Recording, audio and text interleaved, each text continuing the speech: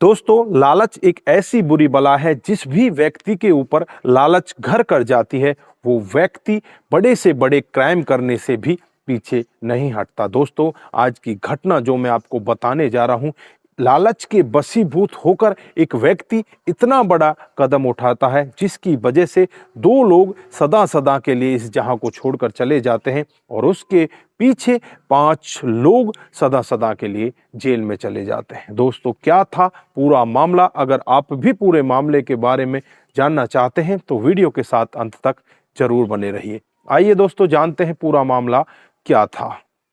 नमस्कार, जय हिंद। आप देख रहे हैं एपीएच न्यूज राहुल रावत के साथ। तो दोस्तों, आज की जो हकीकत की घटना आपको बताने जा रहा हूं, उत्तर प्रदेश में एक जगह पड़ती है सीतापुर और इसी का मदनपुर गांव है। ये मदनपुर गांव की हकीकत की घटना है। 25 जुलाई 2023 की सुबह सुबह का वाकया होता है, जब लोग बाग अपने खेतों की तरफ जा रहे होते हैं तो रास्ते में 2 डेड बॉडियां मिलती हैं। उन डेड बॉडियों को देखकर वो आनन फानन में बहुत ही तेजी के साथ चिल्लाने लगते हैं और चीखते हुए वो आपस में लोग इकट्ठा हो जाते हैं। तुरंत ही वहां पर आनन फानन में पुलिस को बुलाया जाता है। पुलिस मौके पर पहुंच जाती है, दोनों डेड बॉडियों को अपने कब्जे में लेती है। तो दोनों जो डेड बॉडी होती हैं उनका गला कटा होता है, यानी कि गला रेत कर उन दोनों को मारा गया है। अब दोनों की डेड बॉडियों को अपने पास पुलिस लेती है और उन्हें पोस्टमार्टम के लिए भेज देती है।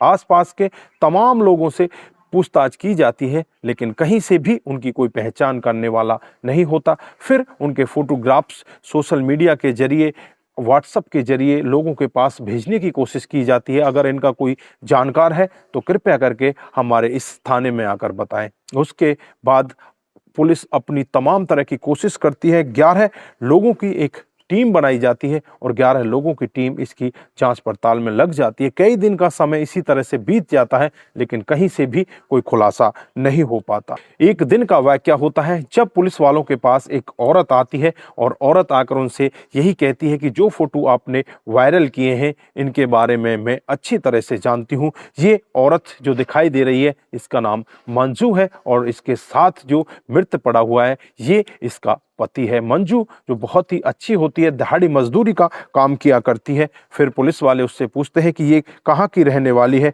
तो जो मंजू का गांव होता है वो पड़ता है कहरकौल गांव और ये अकोला थाना क्षेत्र के अंतर्गत पड़ता है। ये यहीं पर रहती है और इनकी आज से 18 साल पहले शादी हो जाती है। पति पत्नी बहुत ही अच्छी तरीके से रहा करते हैं, दोनों दिहाड़ी मजदूरी करते हैं और ये तो अभी ये कह रहे थे कि हमें तो अपना नया घर बनाना है, लेकिन इनके साथ में ऐसा करने वाला कौन है किसी को कुछ भी नहीं पता। उसके बाद वही औरत इनको बताती है कि इनके घर पर एक लड़का भी आया करता था, मंजू जिसे अपना भाई बनाया करती थी, उसका नाम शकील होता है। मुझे शक है शायद शकील ने इनके साथ में कुछ गड़बड़ की है।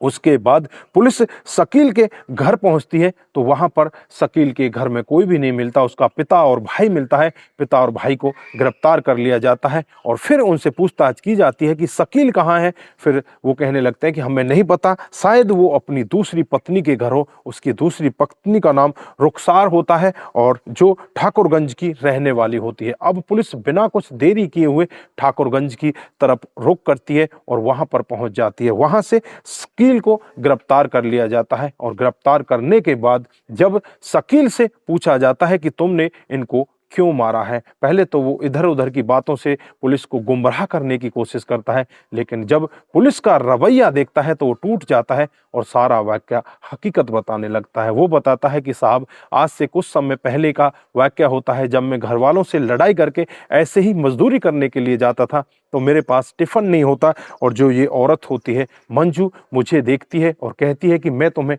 टिफिन दे देती हूँ, इस टिफिन से तुम खाना खा लिया करो, मैं ही तुम्हारे लिए खाना ले आया करूँगी। उसके बाद वो औरत इस पर इतना लाड करती है, इसे खाना भी खिलाती है, इसे अपना भाई मान लेती है और भाई मानकर जो अपने घर की बात होती है वो सारी बात इस भाई को बताने लगती है।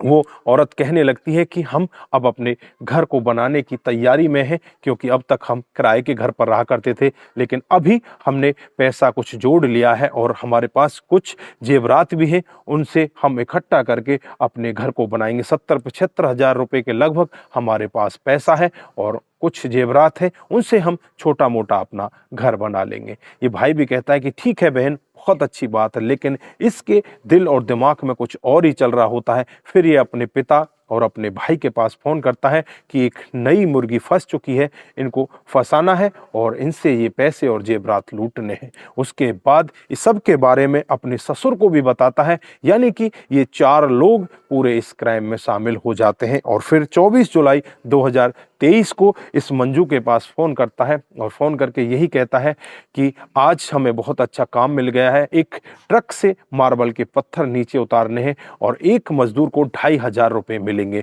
आप क्या हमारे साथ चलोगी? यहाँ पर मंजू और मंजू का पति दोनों तैयार हो जाते हैं और तैयार होने के बाद वो उनके साथ मोटरसाइकिल पर बैठकर चल देते हैं। लगभग यहाँ से 70 से 75 किलोमीटर दूर पर मोटरसाइकिल जाकर एक जंगल में रुकती है और वहां रुकने के बाद वहां पर पहले से ही और लोग तैनात होते हैं। जो इस लड़के का भाई होता है, शकील का, वो होता है, इसका पिता होता है और इसका ससुर होता है, यानी कि 3 लोग पहले से ही वहां पर मौजूद होते हैं। फिर इन पति पत्नियों से पूछा जाता है कि तुम्हारे पास कितने पैसे हैं और तुमने कहाँ रख रखे हैं। इनको जबरदस्ती डराया धमकाया जाता है, इनसे हर सामान के बारे में डिटेल ले ली जाती है और उसके बाद इनके ऊपर ताबड़तोड़ वार किए जाते हैं। इनको वहीं पर तड़पा तड़पा कर मौत के घाट उतार दिया जाता है। चाकू से इनका गला रेत दिया जाता है। इन दोनों के साथ वो ऐसा कांड करके वहां से वो सारे के सारे लोग फरार हो जाते हैं और चुपचाप अपने घर पर पहुंच जाते हैं। जब पुलिस भी ये पूरा मामला सुन रही होती है तो पुलिस भी एक बार सोचने के लिए मजबूर हो जाती है कि आखिरकार लालच के वशीभूत होकर इंसान किस तरह से पागल हो जाता है। ये औरत जिसका नाम मंजू होता है, ये बहुत ही दयालु टाइप की होती है। ये हर किसी पर दया दिखाती, गरीब होते हुए भी गरीबों की मदद किया करती। लेकिन यहाँ पर जो शकील होता है, इनका इस तरह से फायदा उठाता है, इनके पैसे जेवरात छीन लेता है और इन दोनों को बड़ी ही बेरहमी के साथ मौत के घाट उतार देता है। फिलहाल के लिए पुलिस ने शकील की तहरीर पर ही उसके पिता, उसके भाई और उसके ससुर के खिलाफ मामला दर्ज कर लिया है। जो इसकी पत्नी होती है रुखसार, वो इस सब में शामिल नहीं होती, उसे छोड़ दिया जाता है। बाकी सभी लोगों को गिरफ्तार करके उनके खिलाफ चार्जशीट दाखिल की जाती है और इन सभी को जेल के अंदर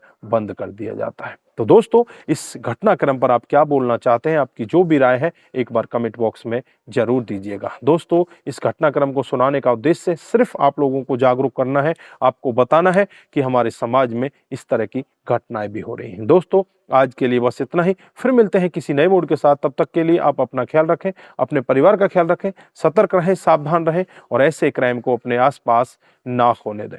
नमस्कार, जय हिंद,